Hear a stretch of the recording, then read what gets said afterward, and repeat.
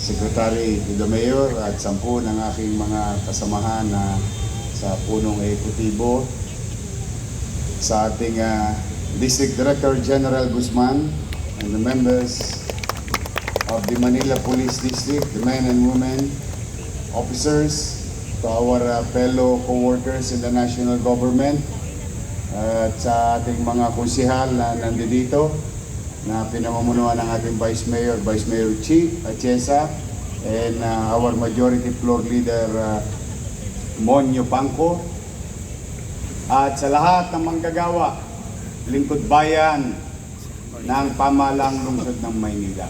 Good morning! Morning! Good to see you again.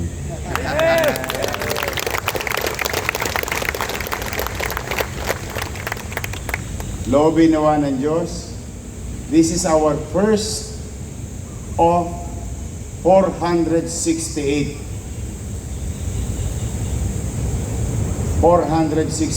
flag ceremony. Marami pa tayong pagsasamahan, but nowadays I think hindi naman kaila sa inyo na medyo very challenging ang City of Manila.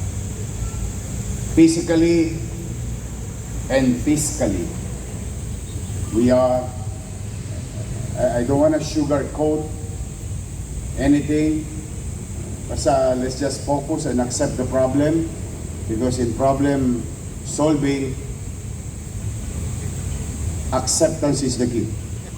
It's the first step. Ang tanong, may problema ba? Meron. Ang tanong, may solusyon ba tayong gagawin? Yes. Together, all of us here, may halaga ang bawat isa sa inyo. Saan mang ahensya, bureau, departamento kayo napapabilang.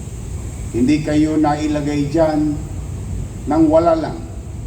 Kayo'y kinilala, kinuha ng pamahalang lungsod upang maging bahagi ng pamahalaan na paglingkuran ang ating mga kababayan. Yang angking galing ninyo, talino, I hope I'm not asking too much. Please, do some extra steps. We really need to catch up. Back to zero tayo. But,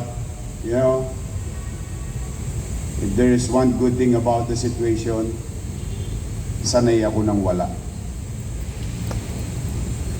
So, I know how to start with nothing.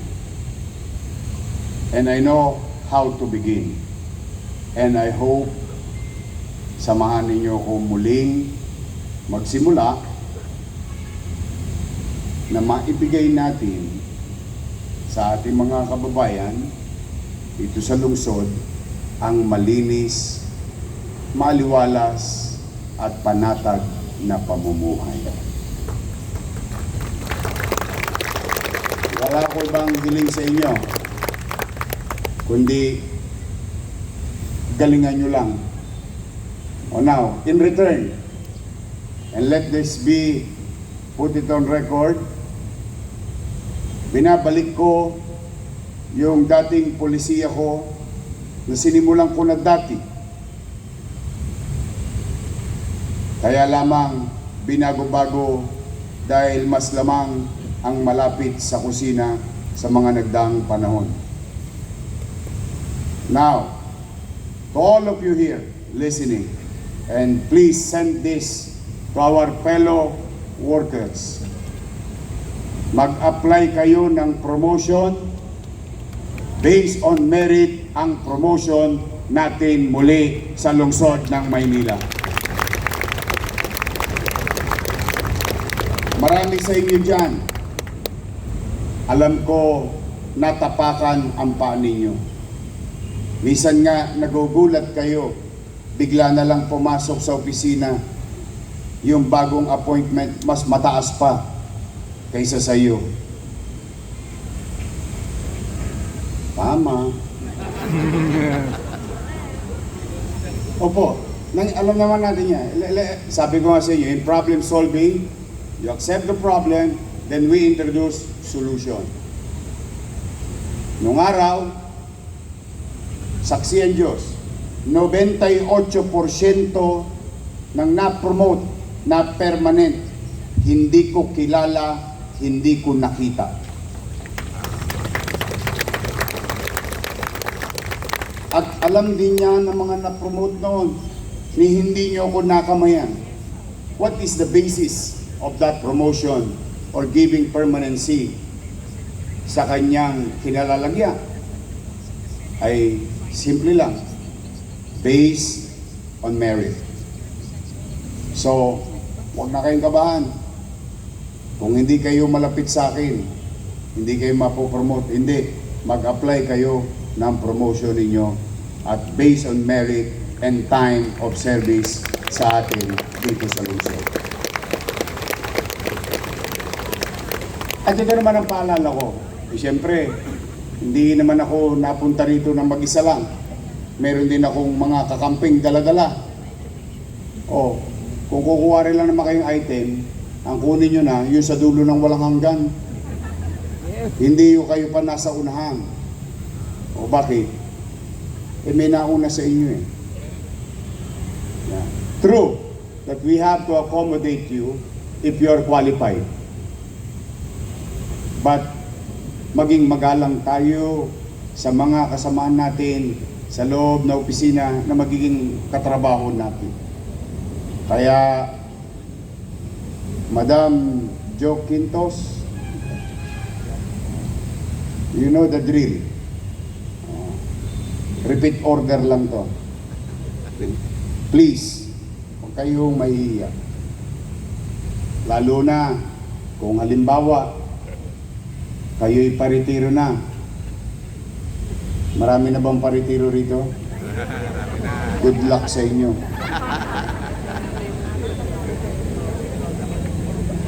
Kailangan kong bayaran ulit yung 200 million na utang ng GSIS. Kawawa naman ng mga magre-retiro. But na-resolve ako naman na yan dati. Halimbawa kayo magre-retiro. Meron kayong anak na qualified sa gobyerno. We will make priority of your family.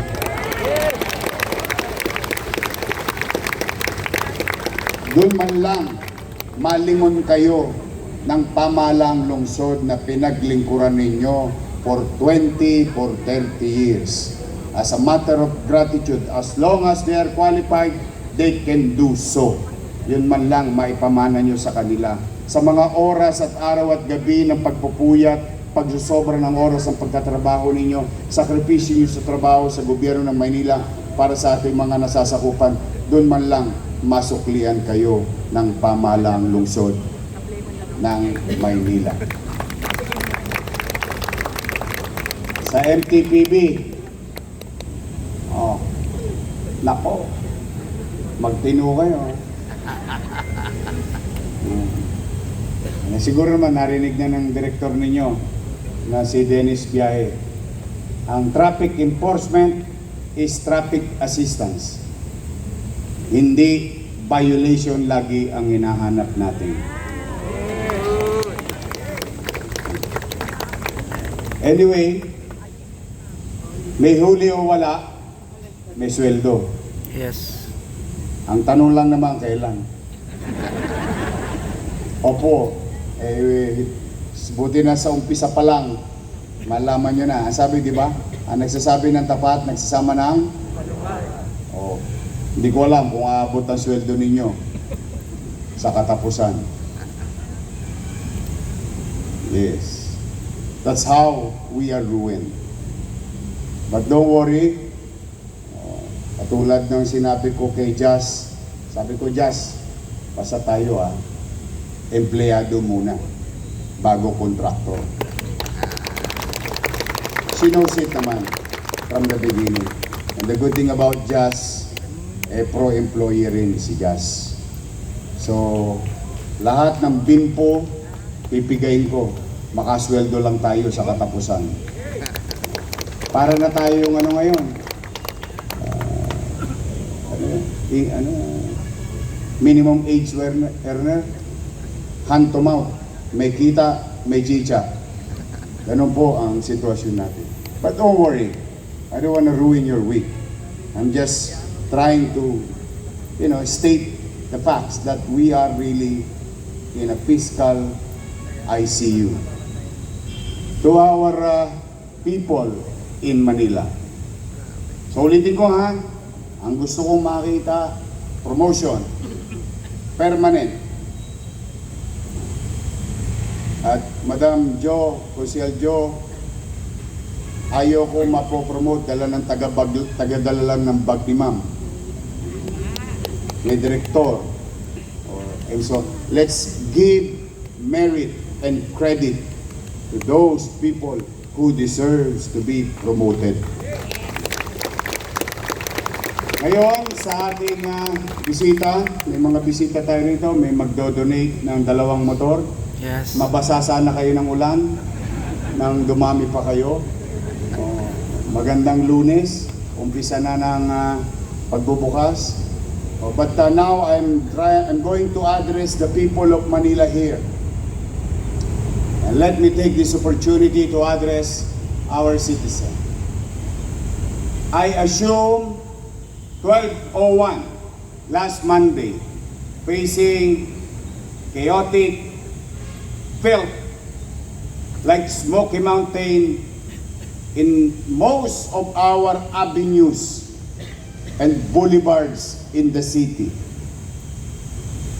Hindi pa kasama dyan yung mga basura sa kanto ng iskinita at bahay ninyo. And timing, nawala naman yung 2 kontratista. Now, let us not put blame to one another. Hindi rin sila biniyaran, hindi na rin nila kaya. That's the truth of the matter. And the thing stops there. We move on. We assume, and it became a crisis, at marami pwedeng magkasakit ng mga kababayan natin. So at 2 o'clock, immediately after 12:01, on the same day, we took the responsibility and put things in right order. Sa ngayon, sa awa ng Diyos, I think kayo mismo, dahil marami naman sa inyo dito, taga Maynila, we can honestly say, since Monday, last week, at least, guminhawa na ang ating mga kalsada. Tanong, total mamamayan din naman kayo. Nahakot na ba yung basura ninyo sa kanyang mga lugar? Nahakot na ba? Yes. Hindi pa tayo nakakaalpas sa problemang iyon. But 80%, at the very least, or 85% of our garbage crisis is resolved already. And I would like to thank our fellow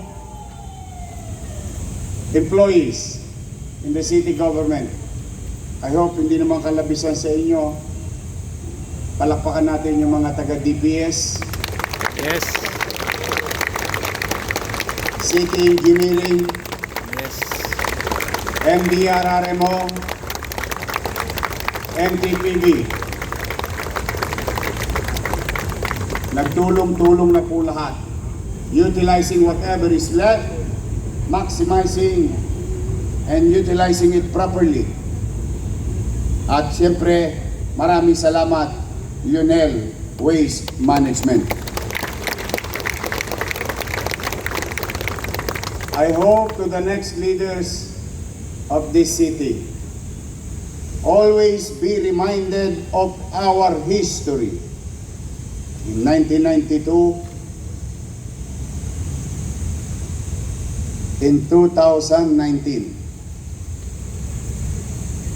ang basura ay issue ng mayaman, middle class at mahirap. Ang basura ay concern ng taong bayan. Kaya naman, at least kayo na mga mamamayan dito at mga mamamayan nanonood, in a matter of few days, I think magno-normalize na ang koleksyon ng basura sa lungsod ng Maynila.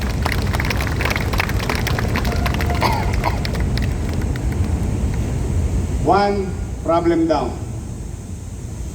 Then we go to the next. I went to Hospital ng Maynila and visited our doctors and nurses, and only to find out the night before I randomly visited our hospital. I was informed that the night before, ni hiringgilya, ni injection, o ano yung English? Syringe. Panusok. Wala tayo. Karayom. Karayom. Good thing that our OIC Director Padilla and our OIC, masayang-masaya ako, siya ang OIC ng Manila Health Department. Sa Manila Health Department, wala na mga api sa inyo. Wala na sisigaw-sigaw sa inyo. Hindi na rin kakabahan. Yung ibang individual dyan, nakapag-emergency purchase. So why am I saying this? Tanong, sa ospital lang ba ng Maynila yun? I don't think so. I've been around the city, Chichi and I.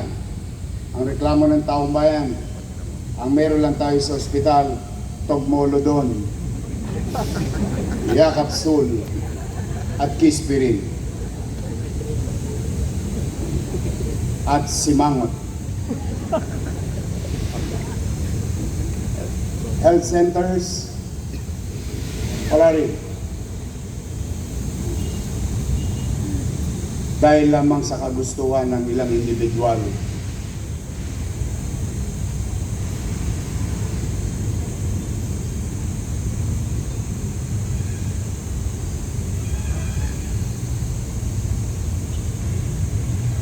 Dahil lamang sa kagustuhan ng ilang individual na pagnasahan ang kaban ng bayan, na sakripisyo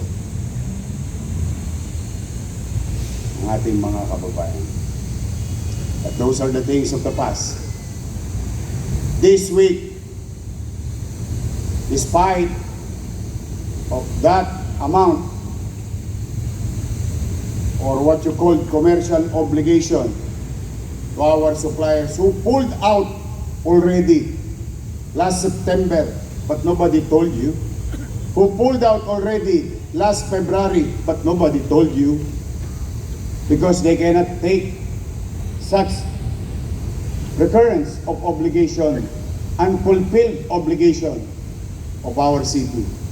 Now, isang may babaon ninyo sa inyong mga mahal sa buhay. This week, we will move heaven and earth. We will acquire medicine with money or nothing. We will do our best to the people of Manila, to the doctors who are serving there, to the nurses, our BHW. We will find ways. We will find a way this week, and I will update you. Loobin nawa ng Diyos, makakita pa ako ng bimpong basa nang mapiga ko naman. At sisiguraduhin natin maibalik ang gamot sa 6 na hospital at 40 mahigit na health center sa lungsod ng Maynila. Then after that, the third most important thing also, help me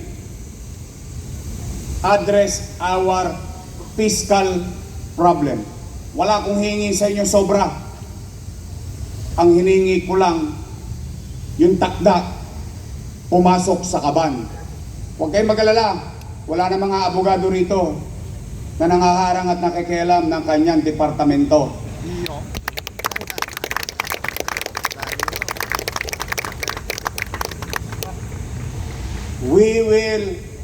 You will operate as a department, not being run by 1, 2, or 3 person higher than you. Wala nang ganon. Kaya kailangan ko ng tulong ninyo. I'm trying to be honest and straightforward. We need to cure, we need to heal the city finances. At wala, again, uulitin ko, wala akong hihinging sobra. Ipasok nyo lang yung piso sa piso. Cuentas claras. Wala na. And we need to do it fast. Kasi kung hindi, malamang sa 30, wala kayong sweldo. Yes, it may sound like a joke, but what if, just what if, walang pumasok? Kasi wala talagang lamang, hindi aabot na ang natitira. Hindi na. Hindi na. So kaya, mga kapwa ko empleyado, pwede ba makisuyo sa inyo? Tutulungan niyo ba ako? Yes! Tutulungan niyo ako? Yes! Saan ba dito ang assessment? Tutulungan niyo ako? Yes! Wala na yung mga siga. Wala na nga. Wala na. Maniwala kayo. Wala na mga api sa inyo. Love you, Yorme. Isa lang ang boss. Lagi, isa lang ang boss ng opisina. Hindi maraming boss. Kaya pag may nakialam sa inyo dyan, halimbawa, city administrator, secretary to the mayor, sabihin nyo sa akin, tapos na yung mga panahon ng pang-aabuso ng city administrator o secretary to the mayor sa inyong opisina. Yes, thank you, Yorme. Wala na. Sino dito sa zoning? Wala na rin. Mag-iingat kayo. Binabantayan ko kayo. Pinangako ko yan sa isang matanda. 50 square meter. Nag-a-apply na zoning. Hinahataw ng empleyado. Nangutang sa pag-ibig ng 600,000 yung kanyang anak. Ang hinihingi ng City Hall, 500,000. I'm telling you straight. Marami kayong pinaiyak.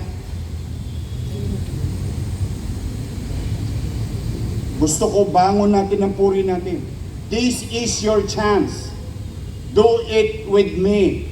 Let's do this not for me, but for the people of Manila. They deserve better things from their government. At mag-iingat kayo. Sanay akong bumibisita hanggang madaling araw. Magkape na kayo. Totoo po. Gusto ko first natin to, nilalatag ko na kagad yung mga gagawin natin sa mga susunod na linggo. Kikilalanin natin na magaling. Ang nangabuso naman, papapanagutin ko. Kaya po sa inyo, mga kapwa ko empleyado, help me. Help me. Even the city council, yung nababalitaan ninyo nung araw, na siksik-lig-lig ang mga konsihal, no. I will not tolerate that. They know it already. Nakiusap na ako sa kanila. Sa mga Geo na nandito, kinakabahan. Yung mga Geo kinakabahan. Huwag na kayong kabahan. Kung kayo ay talagang pumapasok sa opisina, kung kayo ay talagang nandoon sa opisinang yon, irirenew kayo ng lungsod ng Maynila. Sabihin nyo na yan sa kapatid nyo, sa anak nyo. Ang hindi ko irirenew yung JO, yung naga-house to house na JO. Turi mo, ikaw papasok sa trabaho, sasabak sa bagyo, baha, and so on and so forth. Yung kasama mong JO, nakahilata, may 15, may 14. I mean, that's unfair. So, while it is true that we are going to cost cut, but we are going to cost cut efficiently. Hindi whimsical, hindi capriccio. Kaya, yung katulad ng binulong sa akin, maswerte itong mga nakabanda. Ayan. May 22 kayo, sabi mo? Sabihin mo sa kanila, effective July 1. Kaya pala mahina yung musika kanina.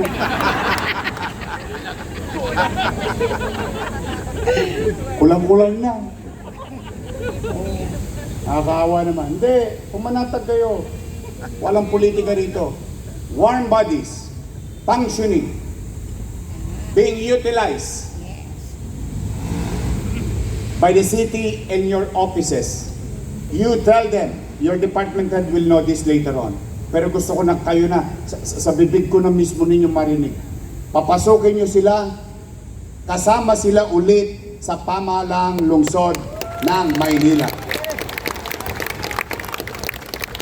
So that you'll have this kind of peace of mind and certainty. So muli sa inyong lahat, handa na ba kayo? Yes! Handa na ba kayo? Yes! Ngayon, magbobotohan tayo.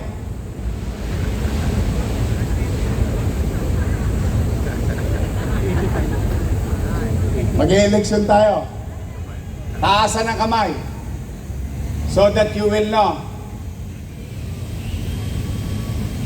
And we will know what the majority wants or what is more beneficial to the greatest number, or in this case, city employees of the City of Manila. May concern sa akin. Sabi, ano ba, 8 to 5 o 7 to 4? 8 to 5! Sige na. 8 to 5! Hindi po to sabayang bigkas. This time, tutuldukan natin to. I will hear you. I will listen to you. And I will follow your decision. Taas ang kamay. Tandaan ninyo ha, pag-isipan nyo maigi. This is it. Taas ang kamay na gustong 7 to 4. Sige lang.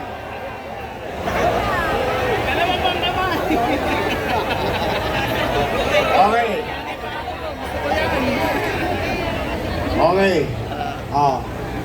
Bigyan naman natin ng chance yung bandang wakali. Taas ang kamay ng gusto 8 to 5.